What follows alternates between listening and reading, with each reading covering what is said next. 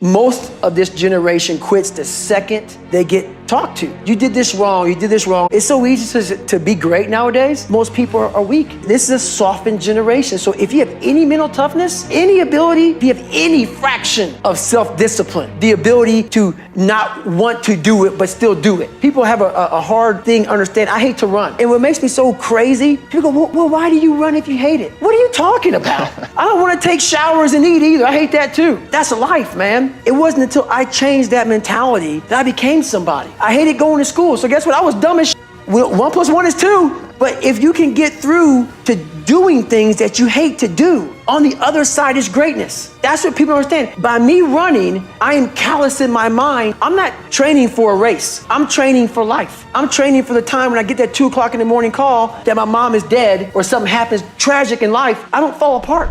Need motivation? Watch Top 10 with Believe Nation. Hey, it's Evan Carmichael, and I make these videos because in my first business, I struggled to believe in myself. I quit on my business partner. And the thing that saved me was watching the successful stories of entrepreneurs. They gave me the inspiration to keep going, as well as the strategies of what to do. And quite honestly, I still need their stories and motivation today as well. So today, let's learn from one of the best, David Goggins, and my take on his top 10 rules of success. Enjoy. I'm training my mind and my body and my spirit so it's all one, so I can handle what life is going to throw at me. Because the life I've lived, it throws a whole bunch at you. And if you're not physically and mentally prepared for that, you're just going to crumble and you're good for nobody. You said I can be me. The second you said I can cuss and be me, and cussing, people say, man, you cuss all the time. Why? Well, I hate to say it, the best way for me to get how I feel across, I can't sit here and say, you know what, yeah, I went through Hell Week and man, it was really hard. No, that motherfucker takes your damn soul, rips it inside out, and then they say, now we're going to start. It allows me to express where I was at a point of my life. If I don't give you all of me, why the hell am I here? Why? How will you learn from me? People take so much offense to me. You will never learn from people if we always tap dance around the truth. Oh God, I love that. We tap dance around the truth by finding the right words so I don't hurt you because you have thin skin. No, tighten up, people. It's okay. Trust me, it's okay. You might be called nigger one day. It's okay. You might be called some Jewish word or some or gay word. It's okay. Let them call you that. What are you going to do now? They don't own your life. How are you going to control that now? How are you going to flip it upside down and say, Roger that, now I'm going to harness and you'll read about me years from now? How? That's the question. How are you going to do that? Rule number 2 is tap into suffering. You have to tap into suffering every day of your life because we have so much scarring that we have to clean up. You have to look at suffering as almost like I look at failure. To succeed, you must fail. In failure and in suffering, all the answers are in there. All the answers to all the test questions. The test is your life. All the answers are in there. You don't have to live in suffering and pain and failure all the time. You have to learn, I need to visit it. Like people hate working out. You're only gonna visit working out maybe an hour a day. 23 other hours of the day, you're not in it. But how you become in shape is you must visit suffering, visit working out 1 hour a day. Visit suffering 1 hour a day. Visit your past failures 1 hour a day. The relationship with it is the answers are in there. They are in there. Within the suffering, go in there, and I call it the live autopsy. The live autopsy. How you find out someone died? They crack you open after you're dead. How you can live is do it while you're alive. Go back in your brain, crack it open while you're alive. Don't wait until you're dead to figure out why you died. Do it while you are living. Go in there, go into the suffering, go into the pain of your life and say, why did this suck for me so bad? Why am I afraid of all this stuff? Why have I shut down the whole world? I guarantee I'll tell you why you shut down the whole world. It's in these nooks of the suffering within your brain, in the scarring, are all the answers to why you are on the couch feeling sorry for yourself. They lie within the scars. Visit them for at least an hour a day. Study them. And then you'll find out more about yourself. You will then grow. So don't look at it as every day I suffer. Go into it an hour a day. Learn from yourself, learn from life, learn from your failures, learn from your insecurities, learn from your self-doubt. Don't just say, I'm afraid to jump off an airplane. What makes you afraid of it? Study it. That's why I studied my mind. Why I became so powerful in the mind, because I realized I was weak. So instead of running away from the mind, I dove into it and said, what is making me weak? Rule number 3 is stay focused on your mission. I was 300 pounds twice in my life. So every day I have my shoes laid out because I hate running. People don't believe it. You, I hate it. So this is what happens. Every day I wake up out of my bed and there's my shoes. My shirt, my shorts, depending on the weather. There's some days I wake up and I just look at them for hours. And then I'll start walking around the house. And I say, I ain't running today. I'm not doing shit today. Nothing. I don't have to. Did all that shit. I don't need all this shit. I went through all this hell weeks and got my ass kicked all the time and made it. What am I doing this for? And that's when I think. I got 2.3 million followers on Instagram. This ain't about you anymore. This ain't about your ranger schools and getting beat as a kid. And you have an obligation, not to yourself, but to everybody out there that is touched by what you do as a human being. While nobody knows what I'm doing, no one is videoing me and shit, I am a virtual trainer mentally, because there's a lot of people out there say, man, David Goggins is getting after it today. And if I wake up one morning and don't do that, I go back to that David Goggins who lied about being who he wanted to be. So my thing that keeps me going every day is my mission in life. Wow, I did not choose it. I'm an introvert and I hate what we're doing even right now. Is to always stay the course. You man the up every day of your life because you know exactly what it is to not man up. I've done that too many times in my life.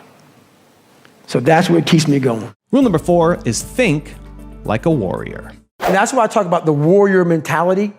And that's why so many people are lost when I start talking. You have the right. You're lucky that you don't have to think like warriors think. You're very privileged. I chose this world to be a warrior, and I would choose it again if I came back to this world. But the mentality of a warrior is very different than normal mentality. You must be that person on that door, get ready to open it, thinking to yourself, if I die, so be it. The only way you can go in that door is knowing there's a great chance you're gonna die. Like being a SEAL, you train with live ammo. You jump out of an airplane, everything you do, you could die. So to be a warrior, why people don't understand me, I'm glad you don't understand me. Merry Christmas, good on you. Because being a warrior takes a whole different mindset. A whole different mindset to know that there's a great chance I may not be in the military. Like I was in for 21 years. I'm lucky. I'm very lucky that I'm alive, able to talk to you, able to still run. But when you sign up on that dotted line to be like a SEAL, your mentality changes. I may not live. You gotta accept that. And that's the mentality you have. Also, to make sure you're actually taking action after watching this video, I've designed a special free worksheet just for this video. The worksheet will highlight all of the lessons learned in this video, as well as pull out our 3 favorite learnings and quotes that will inspire you to actually do something. The worksheet will also give you space to write down what your key takeaways are and your specific plan of action to make sure you're getting results. If you want the worksheet designed specifically for this video, absolutely for free, there's a link in the description below. Go click on it and start building the momentum in your life and your business. I'll see you there. Rule number 5 is get mentally tough. I wanted to be an expert in the mind, a mental toughness guy, beyond mental toughness. The only way to do that, in my eyes, is to put yourself in hell. Put it in hell repeatedly. Repeatedly put yourself in hell and study how you process it. And that's how I was able to come up with all these different ways, all these different tools to slow the mind down in hell. Because the mind just speeds up. The mind wants to get out of the painful situation, the suffering. It can't process it. So that's what I realized by going through all these different processes of being in hell weeks. You know, it's just that. I love that, man. How That's the mind amazing. processes in hell. Were you ever scared that you would lose the processing ability to be able to coach yourself through it? Were you ever scared when you were there? I was, there's some times where the mind gets overwhelmed and you cannot slow it down. But by these certain tools I developed, by not allowing your mind to get away from the moment.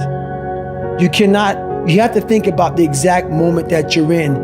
But I saw when I was younger, the moment became too big. When it became too big, I spazzed out and I would quit.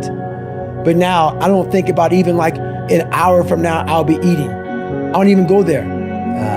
Because then your mind, no, we must embrace this because now you have to be a leader in this moment. It's not about you just getting through it. I had 5 guys, and 6 including me, in my boat crew. Now I was the boat crew leader. So now another trick is this. If you don't think about yourself, there's no pain. Which can also lead to pain later on in your life. But in these moments when you're struggling, if you are a true leader and you're worried about your men or women beside you, your mind doesn't care how cold you are anymore. Your mind's only worried about taking care of the men and women beside you. So I started realizing, man, if I take care of these cats to my left and my right in the worst moments, my mind is no longer thinking about, you're miserable, David Goggins, get the hell out of here. You're thinking about, how was John? How was Andy? How was Sam? How was Pete? How you guys doing? You're not thinking about me. So there's so many things you can do to get outside your own head to then allow your body to just be like, hey, we're just a machine. But you have to let your mind be able to process all these different tactics to do that. Take a different vantage point in life. When you are in the hell, you can't see the beauty of being in it when you're in it. Get on top of that mountaintop in your mind. Get on top of that mountaintop and look down on what you're doing. You can see a whole different world, and that world is beautiful, but you gotta get a different vantage point in the suck. Don't be in it. Spiritually, get out of it. Get that soul. Look down on what you're doing. Be amazed by the process of where you're at now and where you came from. Rule number 6 is free your mind. There's always a blockade. There's a barrier in your brain. There's a barrier.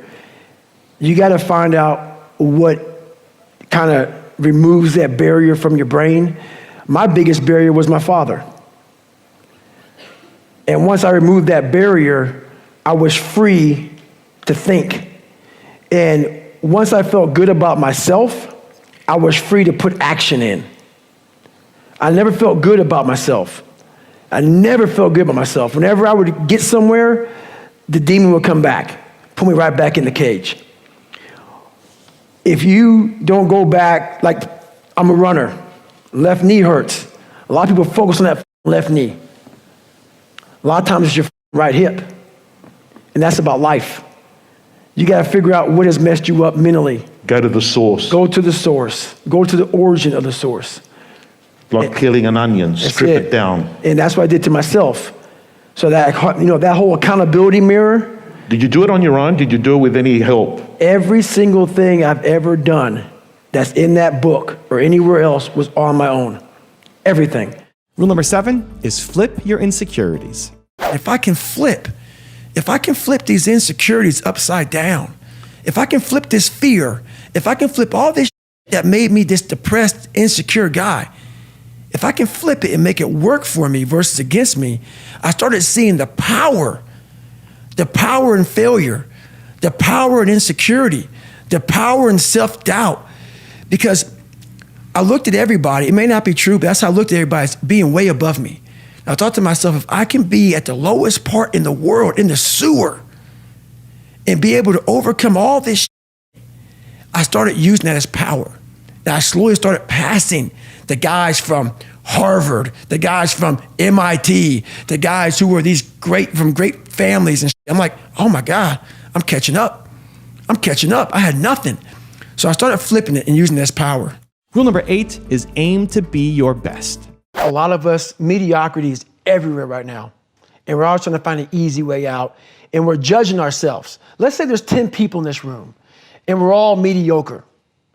But I'm the best of the mediocre people. I now think I'm great. We surround ourselves around people that make us feel great. They tell us what we want to hear. The second we put ourselves amongst the uncommon people, we don't like that feeling, that challenging feeling of that person who's waking up at 3:30 in the morning and say, hey, put your shit on, we're going for a run. We don't like that challenge. We like that person who says, hey, you know what, man, I don't feel good today, man. And they say, oh, it's okay, brother. We'll take a day off, man. We'll get a pizza and watch the game. We like that. We love that feeling. Why? Because you understand, man, we're good, bro. We don't want that like this. Hey, man, no, bro.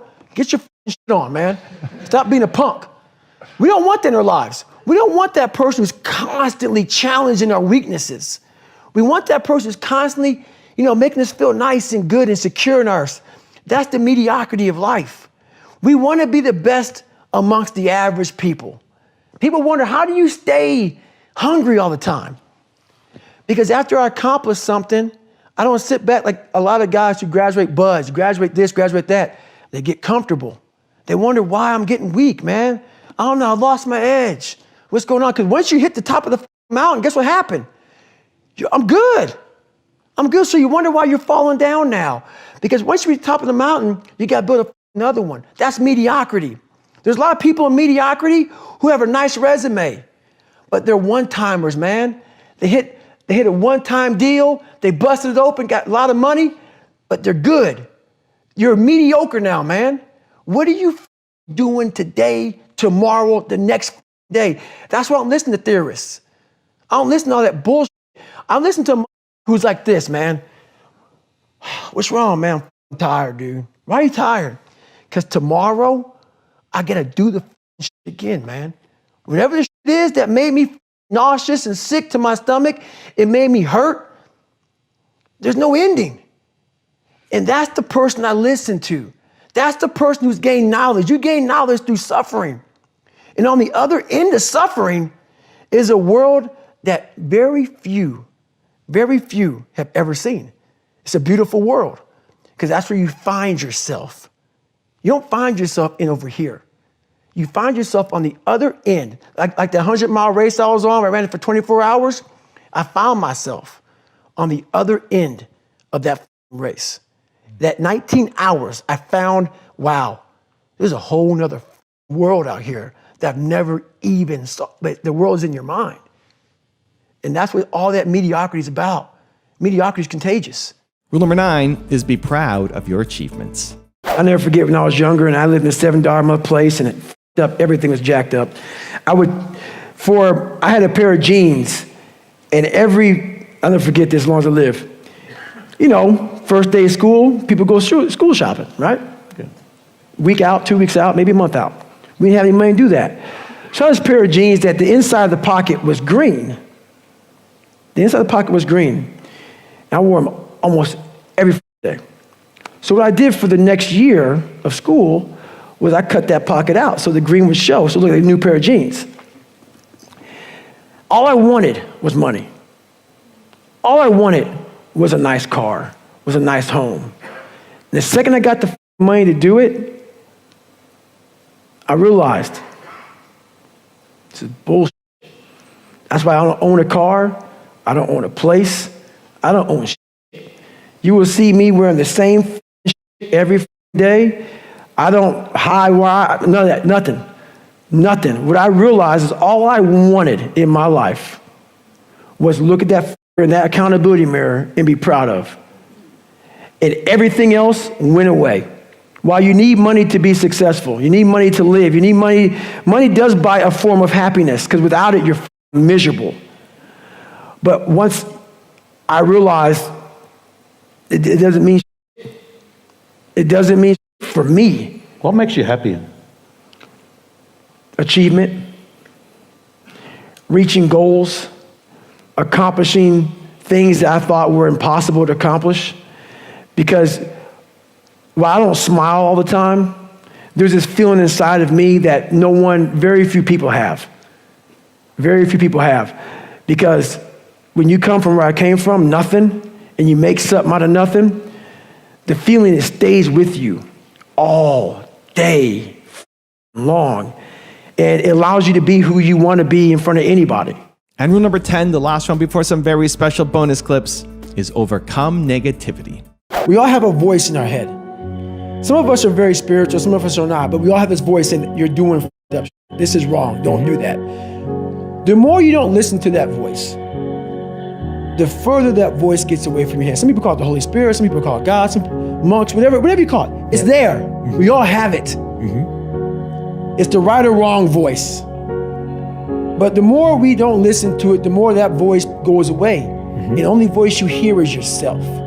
When the only voice you hear is yourself, you're wrong. There's a voice that guides you through life. When sometimes it's guiding you in a direction that you don't want to go, that's usually the right place to go. It's that uncomfortable place. So that voice is always talking to me, but we don't listen to it. I listen to it. And when I start getting anxious, nervous, like we all know when we've done too much because it's telling us, I'm getting tired, I'm wearing down. But we go. I start talking to my fiance, hey, I'm doing too much. You start now, like I did in Hell Week, like I do all the time, the 1 second decision. It's that decision when your mind starts to get so amped up, whenever you can't hear yourself think, you gotta slow down. Whenever you're living off a schedule, every day's a schedule, you have no time for yourself. When you start, and we all know it, I don't have time for this anymore, I don't have time for that anymore. That's when your mind and your body are saying, think about that. I'm neglecting my fiance, I'm neglecting my disciplines of life, I'm neglecting my reading, my learning, my workouts, my diet. When you start neglecting all of that, you neglect one of them, you can neglect all of them a long time. It's gonna haunt you. When you start seeing that, my God, I haven't eaten right in a long time, haven't been sleeping right in a long time, it can only be one of those things to take you off.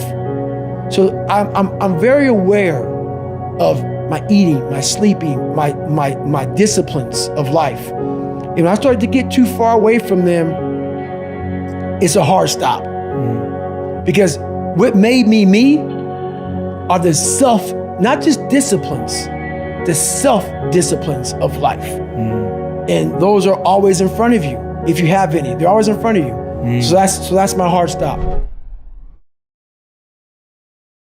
Who I was this nobody guy. And I created this Goggins. And that Goggins, there's David Goggins and there's Goggins. David Goggins is a calm, cool guy that sits back. Used to be a, weak kid. Now he's just a normal guy. Goggins is a guy that is willing to tape up his legs to go after it. In that book, you read about David Goggins and also Goggins. What I realized in my life is that Goggins is who I love. Goggins is who I created. My dad created David Goggins. I created Goggins. So what's happening with me, and since Can't Hurt Me came out, and since I got on social media, which is why I don't like social media, which is why I'm not on there very much, which is why I give people one time, I have to do me. I have to do me. So people get it twisted, man. I am who I am. What's in that book is me. So now what they see is this guy who's trying to get people to get off their ass. That just happened to happen, man. I didn't set out. When I set out to be a SEAL and set out to go to Ranger School and all this other shit I did and break records, I didn't set out to please. Right. I didn't set out to say, hey, pay me now. I got a great story. That. And I realize now that my life has kind of gotten to a point where people know me, I have followers and whatnot.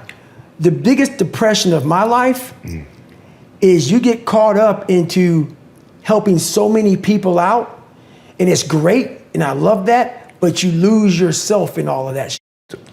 It literally, and people go, man, but my God, like you're changing. I get all that shit, man. But what the is motivating you in that book?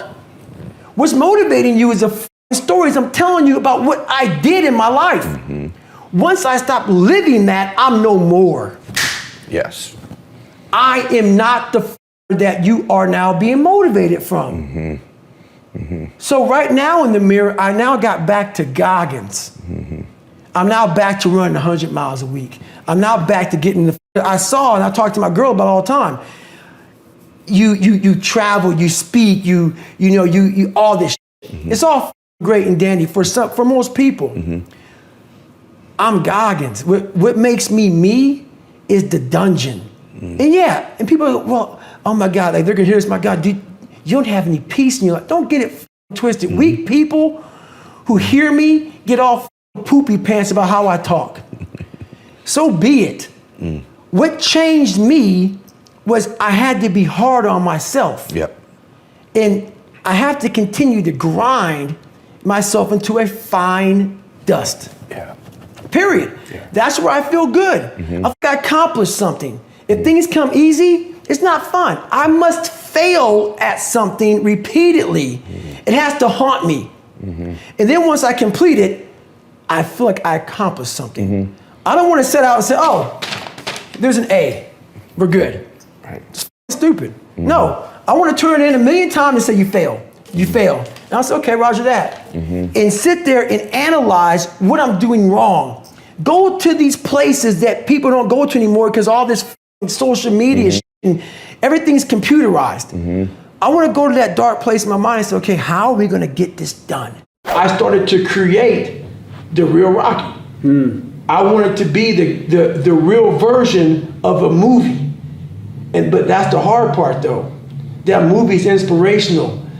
And in my life, there's a lot of times in my life where it wasn't so inspirational. There's a lot of lonely moments where there was no going the distance song in the background to keep me going. Yeah, that music changes things, doesn't it? Yeah. Or lack thereof. Or the lack thereof, man. There's a lot of times, there's a lot of quiet times, a lot of failure, a lot of disappointments, a lot of starting from scratch. But that's when I started to develop a different mentality. And I started to develop a mentality of, this is where it's at. Where you find out where you're at is when you're at the lowest part of your life. So I started to develop a whole new mindset. Like the lowest part of my life used to make me feel bad. The lowest part of my life now, it actually gives me strength because I know so many people stop. That's where they quit. Right. When they get to the sewer of life versus looking at it saying, oh yeah, now let's see what the is up. Let's see what the is up now. Let's see the millions of men out here in this world. They're not going where I'm willing to go now. This is where people stop. And this is where I started to develop the different mentality is. You want to test my resolve? You want to test my ability to go the distance? You want to see where your life ends and mine begins? That's where that mentality started for me. Because I started saying, man, you always end up in the dungeon. You gotta find strength in that, or no one else does. So that Rocky movie was a little bit of a spark, but to become that person, it takes a lot. I'm constantly trying to find my new 100%. Even though life gets at you, age gets at you, sickness may get at you. I have friends of mine who lost legs, who lost arms, who lost all kind of stuff. And they call me and say, hey man, what am I gonna do now? I said, well, it's up to you to find your new norm. Love that. It's up to you to find your new 100%. No, you cannot do some of the things you used to do. But what can you do today? What can you do now with what you have? And you must find your new norm. So I was in Navy SEAL training for 18 months. Navy SEAL training is only a 6-month program. I was in it for 18 months. People said, how did you do it? I changed my mindset to where Navy SEAL, I was a permanent Navy SEAL student. That's how I looked at myself. That was my new norm. My new norm was I got up and I got the shit kicked out of me every day of my life. And that was my new norm. I didn't look forward to, oh, I can't wait for it to end. Oh my God, this and that, all the feeling sorry for yourself. No, my new life until it's over is I'm a permanent Navy SEAL student and my life is about getting the shit kicked out of me. So you got to change your mindset for the situation that you're in today. The most important step we're ever taking in life is our next one. But a lot of us get our feet stuck in concrete. We get our feet stuck in concrete because we're afraid to make enemies. We're afraid to speak what's on our mind. We're afraid of being in that group of people. And when you walk away, we're afraid of what they might say behind your back. All that fear clouds your brain, clouds your thinking. One thing in life, you're gonna always have haters. Embrace them. If you can walk on water, trust me, your haters will say you can walk on water because you can't swim. Learn one thing, shut the noise out. Embrace the fact that people don't like you. It means you're doing something right. Stay hard, stay in the fight.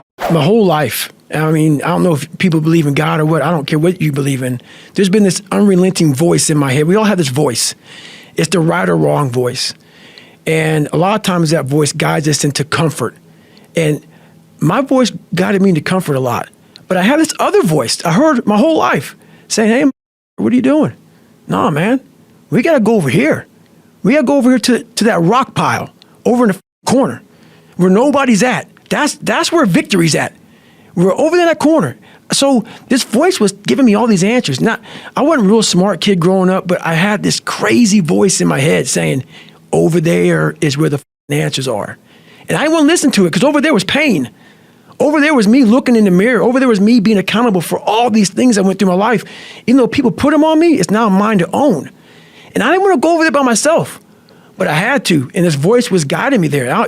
It's God, whatever you want to call it. But that's what it was in me. In chapter 11, that's the last chapter, right? Right, last chapter. And Adam does a wonderful job, sort of narrating and telling the story. But then you broke into this piece that I had such an even deeper appreciation for you, where you're like, look, man, like this visualization about like one day when we all die, right? So would you mind, I mean, I know it's totally in the book. No, it's fine. But I think it's a great way to wrap this. So let's say this, man. So I don't care what you believe in. I'm not judging you. I believe in God. Yeah. I don't care if you're atheist. I don't give a damn what you are. But for this scenario, yes, let's say that you're God. Yeah. Let's say that you guys, for those of you who read my book, get the audio book or the hardcover, whatever, I used to weigh 300 pounds. Yeah. Yeah. I was 175 in high school and 300 pounds. Yeah. Let's say that I didn't improve myself at all. I die at 75 years old. I'm 300 pounds. I worked for Ecolab my entire life, making $1,000 a month. That's what I made. Yeah. And I go to heaven, and you're God. And you have a big, long line of people. And I'm standing in line. I'm coming up. I'm next. So you have Mary Ann. And Mary Ann, you're talking to her. You're judging her. And I'm like, what the hell does God have in his hand? What's that paper? Yeah. And so God tears it away and throws it in the trash can, and Mary Ann goes walking away. Yeah. Now, you have a piece of paper in your hand, and I'm next. And God says, sit down, David. David Goggins. That's right. David Goggins on top of the paper. And I say, and God gives me the paper. And I look at it. And I'm reading this paper, and on the paper I'm seeing all these amazing things. You were a 185-pound athlete. You ran all these crazy races. You broke records. You were a Navy SEAL. You were the only person to do this, do that, do everything. You had a best-selling book, man. You changed millions of lives. And I look at God, who is you right now, and I say, this says David Goggins up here, which is my name, God, but this isn't me. I'm I think you gave me the wrong paper. And God says, no, because God knows all, God sees all. And God looks at me and says, this is what you should have been. This is what you should have been. Book. Yeah. This is what you should have been. Yeah. You should have been this. We all have a choice in the world. Yeah. God, or whatever you believe in, knows what you're supposed to be, knows what's inside of you. Yeah. But most of us take the choice that makes us feel good. Yeah. We're not willing to break through those barriers to find, so my whole mindset was this. That's how I visualize. I visualize that one day I will be judged by something much more powerful than me. Yeah.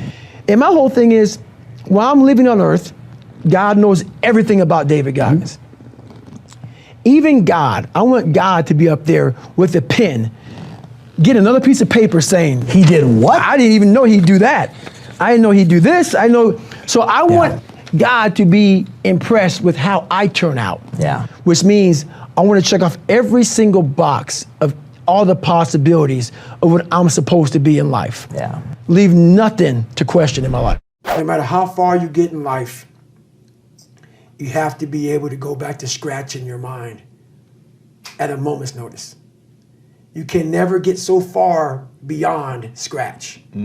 What that means is when you accomplish something in life, if you want to go back to scratch and go back to that $7 a month place where I once lived and visit that place for a long period of time, if you were here when you went back to scratch, you would now be here. Scratch is what makes you better. Scratch, friction, obstacles create growth. There's no friction when you're this far up in the game anymore. You think there is. When you've achieved, that's right. When you achieve so much, the friction is minor. Because why? I'm sore, I'm gonna get a massage today. I'm hungry, I'm gonna eat today. The refrigerator is always full. So your comforts are now, so your discomfort is now very minuscule to your discomfort back here in the $7 a month place. So you have to go back to the total discomfort to then raise your level of where you're at now. I'm not saying stay there and stay there. Visit it. and then you raise your level. Take a day trip. That's right. Yeah. Always take day trips. Yeah. Those scars are real. Those scars are proof that, your past is real. So they're never gonna go away. I own them, but I'm proud of my childhood. I'm proud because without all of these lessons in life, and everybody says this bullshit, I mean it. I mean it, because I was able to look at my childhood and how I grew up as the ultimate training ground for my life. There has to be some people on this planet Earth who have my mentality. As gross as it is to some people, and as far off as it is and not understood, there has to be some people like me on this planet Earth. Has to be some warriors out there that are able to take this mindset and do something with it. So that right there, once you are able to look at your life and realize that all these bad things are actually the ultimate training ground for what you're going to encounter in life, you start looking at your past very differently. If you can dream and not make dreams your master, we all have dreams. I had them when I was younger.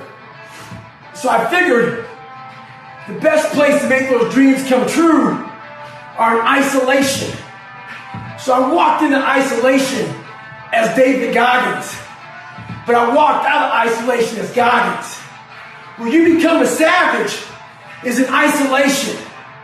When you're training for a big MMA fight or just a boxing match, you don't stay outside of isolation. You go in isolation, and that's when your mind changes. That's when your focus changes. Your dedication changes. Don't use this time to f up your mind. Use it to gain strength, gain focus. Isolation is the key to strengthen your mind. Come out as savage. We live in a world that's so busy and so active and moving so fast. Right now, I am sitting with Tom Ferry. Yeah. My mind is sitting with Tom Ferry. Yeah.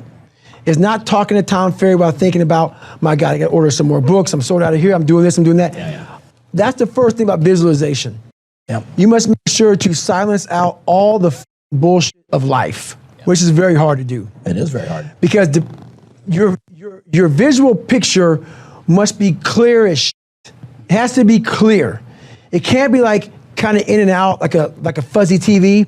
You gotta see it. It has to become real. You gotta take a snapshot of it a million times, put in the bank. That snapshot of me was getting that 4,021 pull-up knocked out, because the record was 4,020. Yeah. I visualized that over and over and over again. I visualized what I was gonna say, because the guy's name was Stephen Highland. I was thinking like what you were gonna say to him. I was gonna say to him on video when I finally got his ass. Yep. So I visualized success. But then I went through, that's the fun part. Yeah. I have to do 4,020 pull-ups to get to that 4,021 pull-up. I know now, because it took me 3 chances to get it. All those failures, they were great for me to examine where I was f***ing up at along the way. So I take all that and I put in the bank as far as visualization. Okay, when I get to 2,500 pull-ups, my hands start to rip. Okay, I get ready for that. So I started visualizing, how am I gonna handle the pain? Okay, then you start visualizing, okay, my nutrition was off.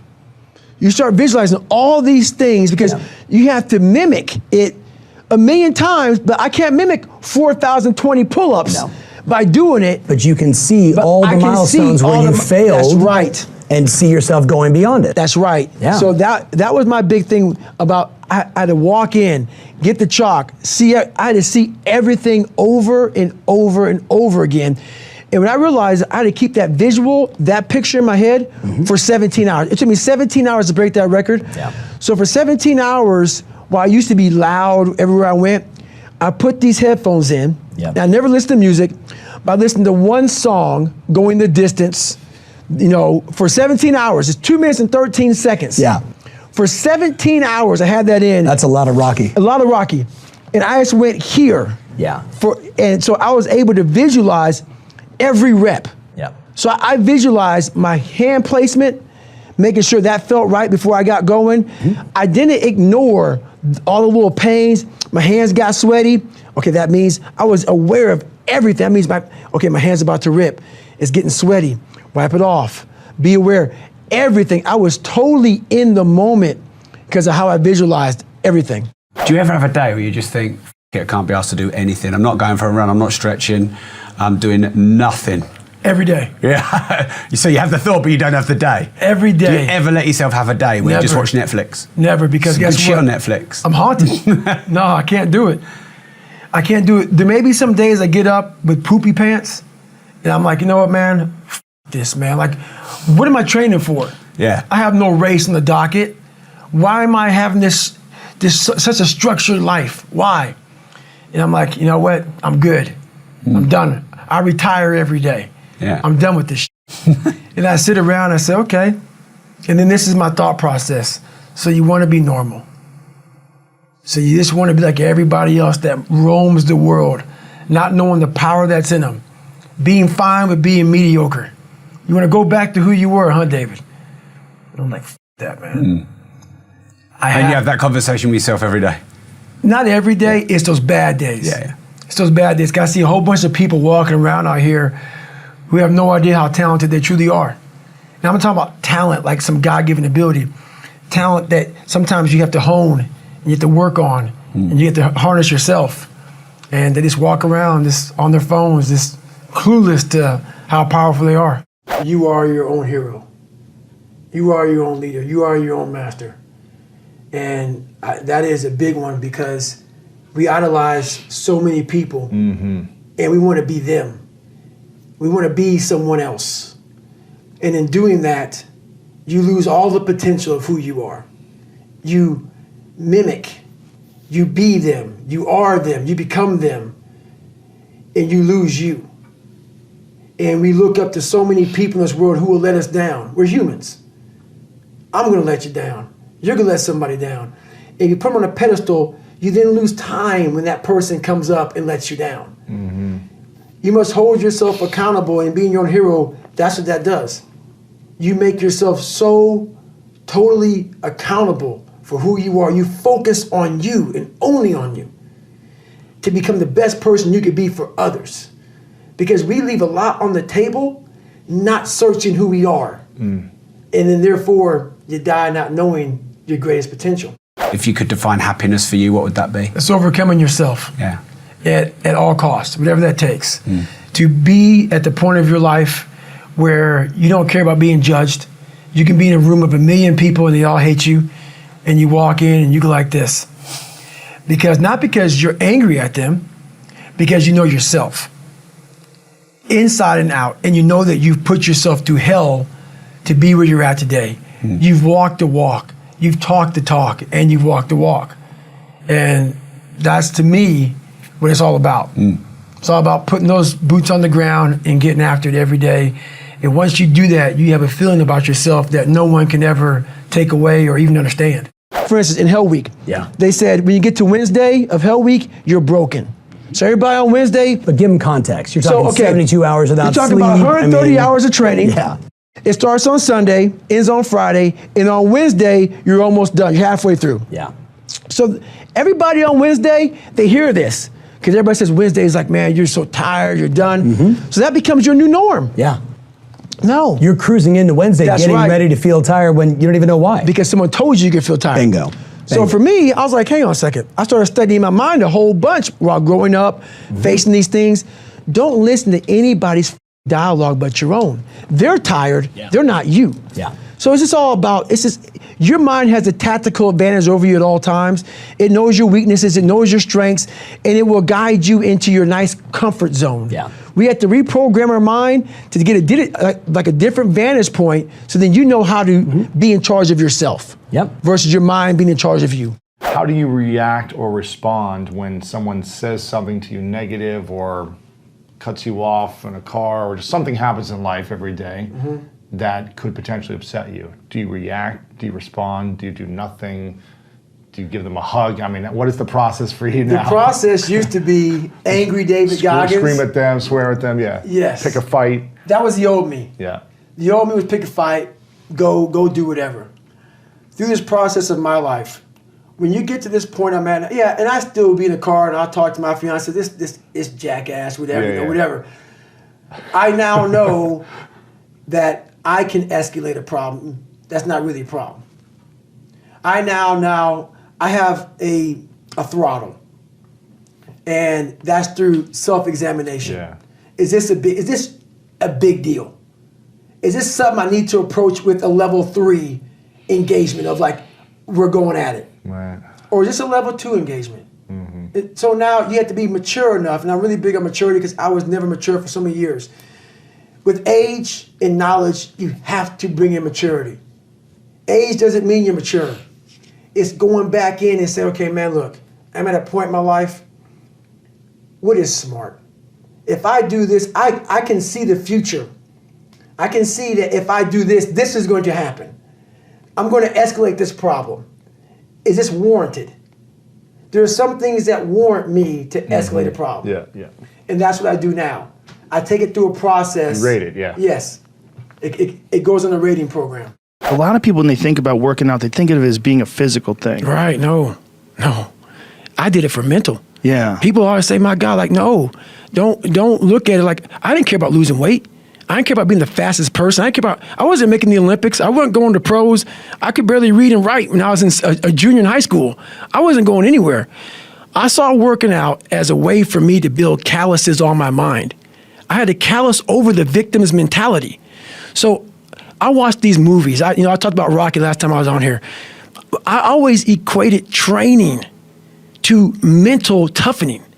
Like, it always looked brutal. People waking up early and doing all these things, and it looked horrible. I was like, wow, man, I gotta start doing that. Not to get better, bigger, and stronger, but that is what's gonna build me. That looks uncomfortable. That looks brutal. And getting up early, I don't wanna do that. So I made this long list of things I don't wanna do. And through that, I found myself. I started, I'm like, you guys aren't doing this shit in high school. You guys aren't getting up at 5 o'clock in the morning, running over here in this golf course. So I started seeing myself very differently than the average human being. I was like, hang on a second. I have something they don't have. And that's when I started to develop these things through working out. It was this great, never-ending work ethic. And through work ethic, I developed self-esteem. It's more important to own your weaknesses. You got to really triple down on those, man. Because why? You want to become a full human being. We like to run away from weaknesses. Like, for instance, if you're good at running, all you want to do is run. If you're great at reading, you have several books. But we don't do those things that we're not good at. So for me, I realized, man, like, I keep on running away from these things I'm not good at. I have to dive into these things. I have to become one with these things. And that's what happened. And so I own them both. Yeah. And I talk very openly about them both.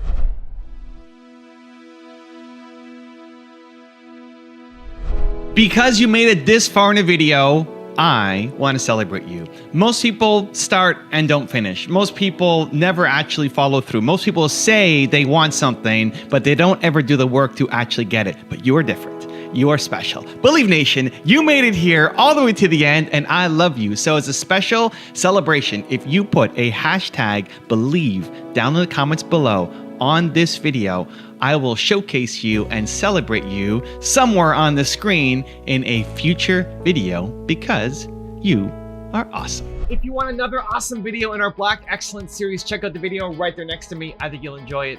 Continue to believe, and I'll see you there.